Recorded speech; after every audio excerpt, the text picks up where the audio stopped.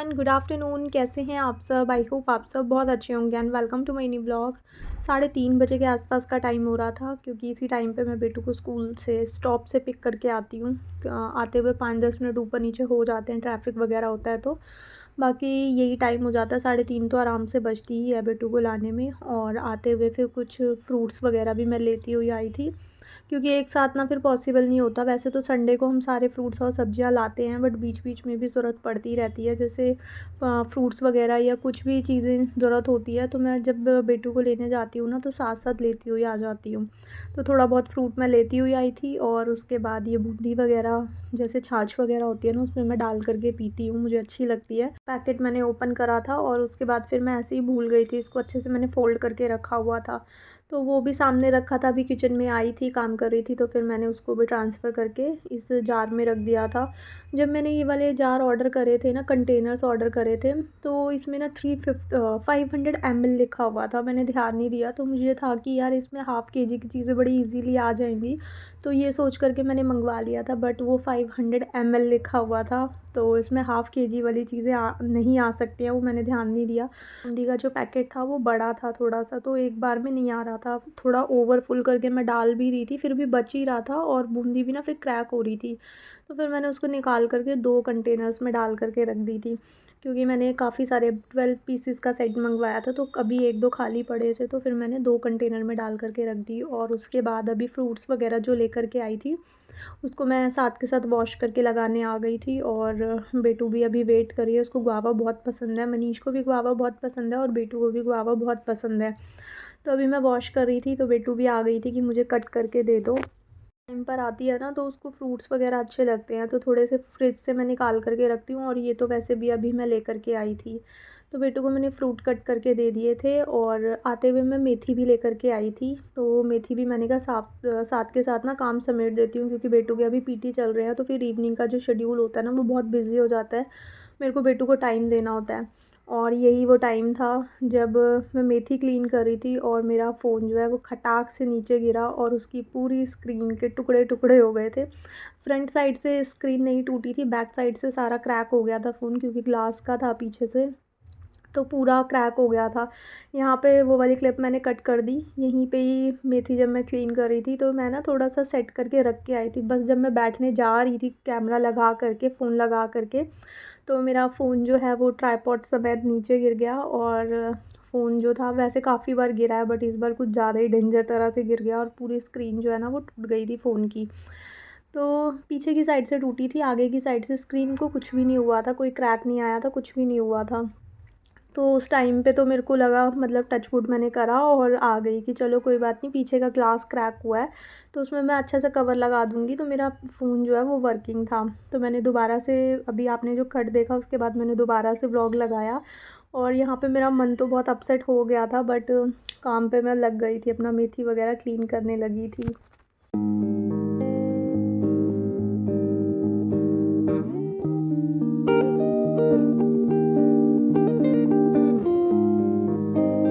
3 vegetables जो होती हैं ना, इनको साफ़ करके रखने में बहुत टाइम लग जाता है और साथ के साथ अगर इनको कंज़्यूम ना करो तो ये बहुत जल्दी ख़राब भी हो जाती हैं। तो इसलिए अभी मैं फ़्रेश लेकर के आई थी, तो मेरे को था कि या तो अभी शाम को ही मैं इसे बना दूँगी या फिर कल इसको बना दूँगी। तो उससे पहले ना फिर साफ़ करके रखना, वॉश करके रखना ये ज़रूरी होता है। अगर मुझे मॉर्निंग में ही बनानी हो तो फिर वॉश करी हुई नहीं होगी या साफ़ करी हुई नहीं होगी तो फिर नहीं बन पाएगी।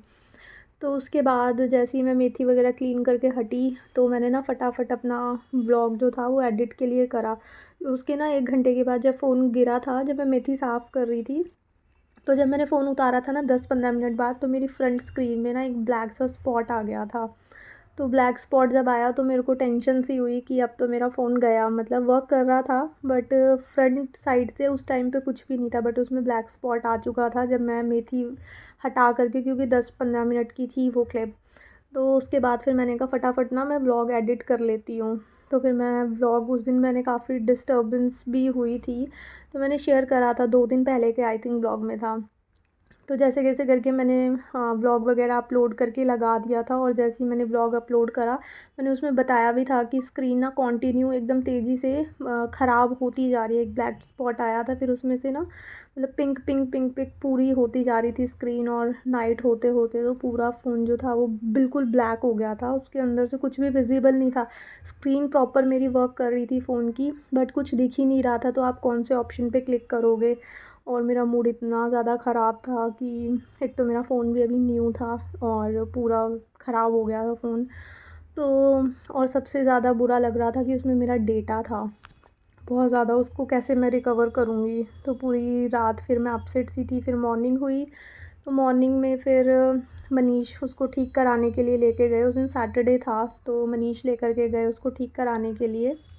2 घंटे के अंदर ना उन्होंने ठीक करा दिया था। उन्होंने अपने सामने शॉप पे बैठ कर के ठीक कराया। मैंने कहा कि क्योंकि उसमें मेरा मतलब काफ़ी सारी पर्सनल चीज़ें होती हैं ना, व्लॉग्स वगैरह मेरे को चलते हैं उसमें, तो पूरी वीडियो रिकॉर्डिंग्स वगैरह थी।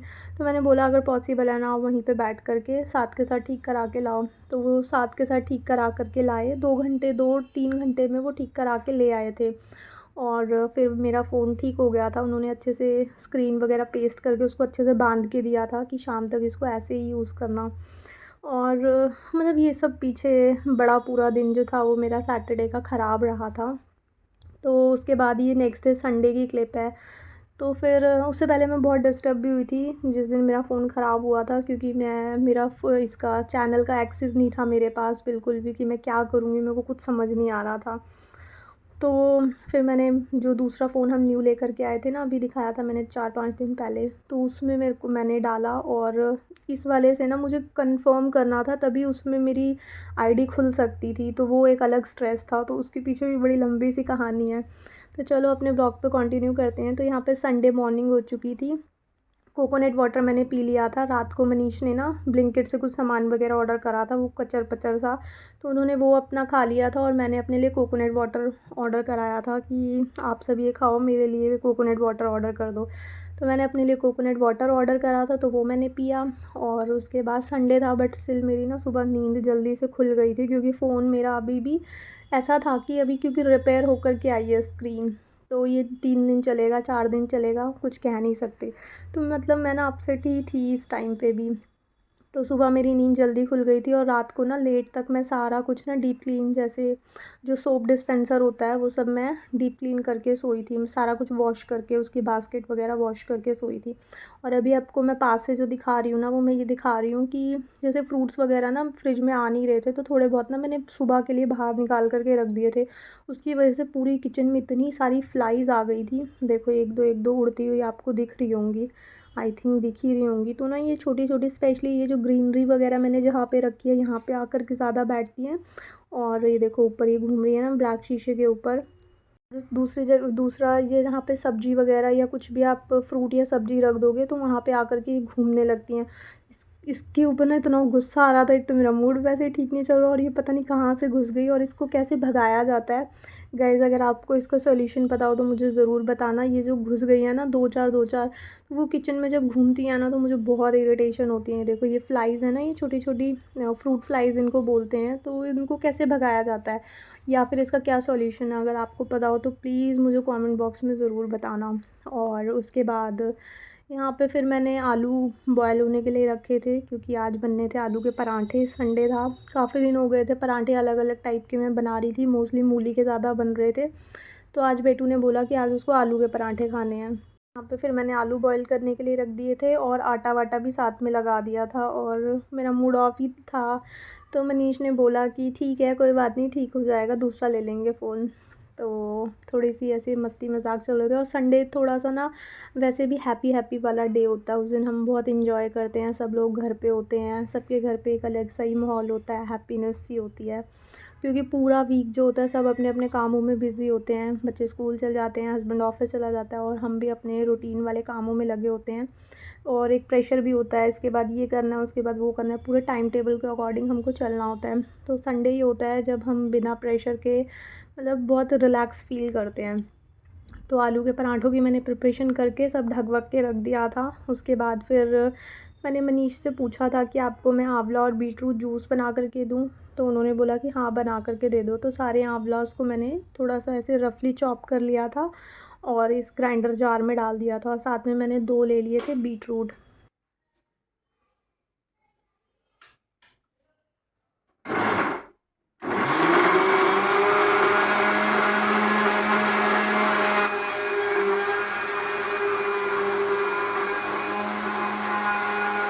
बाद हमारा आंवला और बीटरूट जूस बन के रेडी हो गया था। एबीसी जूस जो होता है वो बहुत अच्छा होता है।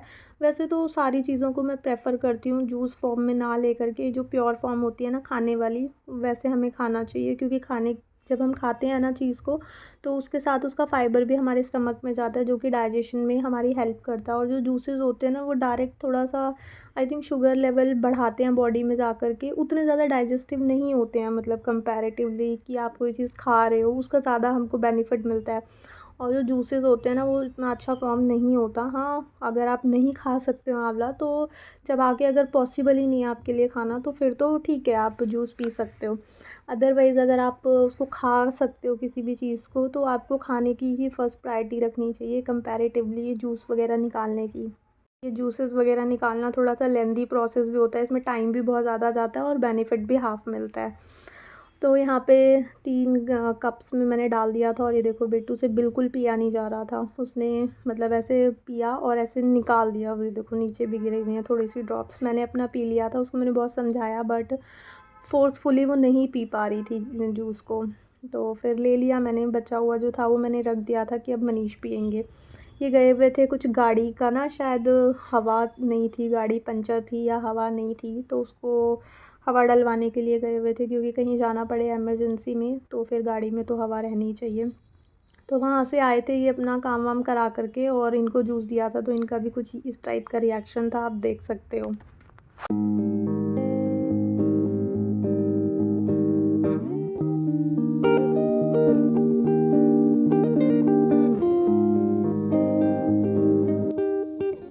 मेहनत करवाई मुझसे और उसके बाद ये रिज़ल्ट मिला। सारी मेहनत मेरी वेस्ट हो गई थी, क्योंकि इनको पसंद ही नहीं आया था। ना बेटू ने पिया और ना ही इन्होंने पिया। अगर इसमें कुछ मसाले वगैरह डालोगे तो ऑब्वियसली टेस्ट अच्छा हो जाएगा, बट फिर उसका मतलब बेनिफिट नहीं रहेगा ना, अगर आप चीज़ों के साथ फिर वो मसाले वसाले ऐड कर दोगे। तो आंवला और बीटरूट उतना अच्छा टेस्ट नहीं देता। अगर हाँ ये प्रॉपर एबीसी जूस होता, ए मतलब आंवला, बी मतलब बीटरूट और सी मतलब कैरेट, तो ये थोड़ा सा टेस्ट वाइज़ अच्छा होता है। इसमें जिंजर और जैसे मार्केट में बना कर के देते हैं, बट मैंने और कुछ भी नहीं डाला था इसमें, सिर्फ मैंने बीटरूट और आंवला ही डाला था, तो वो उतना अच्छा टेस्ट नहीं दे रहा था। तो अच्छा नहीं लगा सबको, और मेरा टाइम भी वेस्ट हुआ और मेरी मेहनत भी वेस्ट हो गई। और उसके बाद फिर आ गई थी दोबारा मैं किचन में, क्योंकि अब मेरे को बनाने थे सबके लिए पराठे। मॉर्निंग के टाइम पे मैं तो आंवला जो होता है वो ऐसे, आपने देखा ही है, मैं अपने काम करते करते आंवला एक निकाल लेती हूँ, तो जितनी देर लगती है उसको थोड़ा थोड़ा करके खाती रहती हूँ। मुझे वो ज़्यादा अच्छा लगता है, और बेटू को भी वही ज़्यादा अच्छा लगता है। मैं उसको आंवला खाने के लिए दे दूँ, नहीं भी दूँगी ना, वो खुद भी अगर बाहर देखती है तो वो खा लेती है। तो आई थिंक मेरे लिए जो ईज़ी काम है, मैंने उसको आज लेंदी बना करके टाइम वेस्ट ही करा अपना। तो मनीष नहीं खाते हैं हेल्थ से रिलेटेड चीज़ें, उनको थोड़ा सा फ़ोर्स करना पड़ता है, खा लो खा लो खा लो। बाकी मैं और बेटू बेटू भी जूसेस वगैरह उसको इतना पसंद नहीं आता, वो भी फ्रूट्स खाने में ज़्यादा बिलीव करती है, मतलब आंवला डायरेक्ट रॉ खा लेगी, बीटरूट नहीं खाती है, तो आंवला लेकिन वो खा लेती है। तो मुझे नेक्स्ट टाइम ऐसी मेहनत करने की ज़रूरत नहीं है, जब वो भी आंवला खा लेती है मैं भी खा लेती हूँ, तो नेक्स्ट टाइम से हम आंवला ही डायरेक्ट खा लेंगे।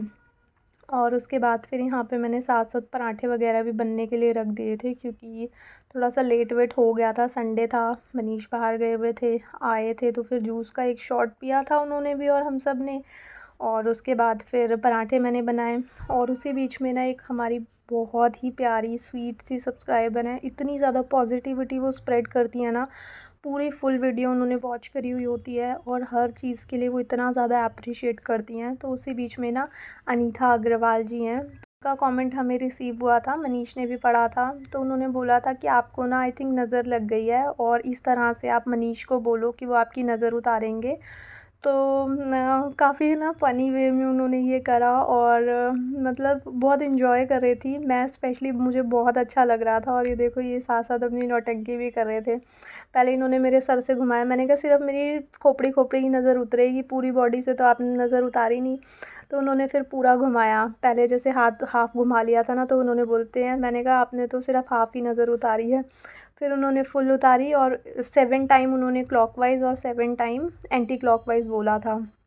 तो फिर 7 से वो आगे गिन काउंट करे जा रहे थे, फिर मैंने उनको रोका और उन्होंने बोला था कि पानी में ना आप थोड़ा सा सॉल्ट ऐड करके 7 टाइम एंटी क्लॉकवाइज़ और 7 टाइम क्लॉकवाइज़, इस तरह से अगर आप पूरी घुमाओगे पानी में डाल करके सॉल्ट, तो नज़र वगैरह जो होती है ना वो उतर जाती है। तो मनीष ने कहा कि नहीं मैं उतारता हूँ नज़र तो उन्होंने नज़र उतारी मेरी और उसके बाद फिर वो अपने काम पे चले गए थे। और बेटू के चल रहे हैं एग्ज़ाम, तो बेटू को भी मैंने साथ साथ फिर पढ़ने के लिए बैठा दिया था कि सब लोग अपने अपने काम पे लगे हुए हैं, तो बेटू आप भी फ्री मत बैठो, आप भी अपने काम पे लग जाओ। तो यहाँ पे ये एसी का कवर था, ये काफ़ी दिन हो गए थे मैं लेकर के आई थी और मैं मनीष का वेट कर रही थी कि वो आएंगे तो फिर मेरी हेल्प करेंगे। लेडर वगैरह मेरे पास है नहीं, तो सिर्फ वही चढ़ा सकते हैं एसी कवर। तो वो अभी चले गए थे काम से, अभी उनको टाइम लगने वाला था, तब तक फिर मैंने निकाल के रख दिया था ताकि सामने रहेगा तो फिर मैं चढ़वा लूँगी। और फिर उसके बाद आज संडे था, तो आज हेयर वॉश वगैरह करना होता है, अच्छे से टाइम दे करके ये सब चीज़ों को मैं करती हूँ। बाकी फिर स्कूल वगैरह होता है और अभी तो ठंड भी स्टार्ट हो गई है, पॉसिबल ही नहीं है सुबह सुबह बच्चे को हेयर वॉश करके स्कूल भेजना। तो अच्छे से मैंने बेटू की चंपी कर दी थी और फिर उसके बाद थोड़ा सा हाथ पैर अच्छे से वे ऑयलिंग वगैरह कर देती हूँ। विंटर्स में तो स्पेशली करती हूँ मैं इसको, वरना बहुत बॉडी ड्राई ड्राई सी हो जाती है ना, तो अच्छे से ऑयलिंग वगैरह मैंने बालों में भी कर दी थी और उसके बाद फिर मैंने थोड़ी मालिश वगैरह भी कर दी थी। तब तक बेटू को मैंने साथ साथ बैठाया हुआ था कि आप थोड़ा स्टडीज़ वगैरह भी कर लो, कुछ पूछना है आपको तो साथ साथ हम उस चीज़ पर डिस्कशन भी करते जाएंगे। फिर मैंने बेटू को ऑयलिंग वगैरह कर दी थी और इसी के साथ आज का व्लॉग भी मैं यहीं पे एंड करती हूँ। आई होप आपको ये व्लॉग अच्छा लगा होगा। अगर आपको ये व्लॉग अच्छा लगे तो इसको लाइक शेयर एंड सब्सक्राइब ज़रूर करना। मिलेंगे एक न्यू वीडियो में, till then take care friends, bye bye.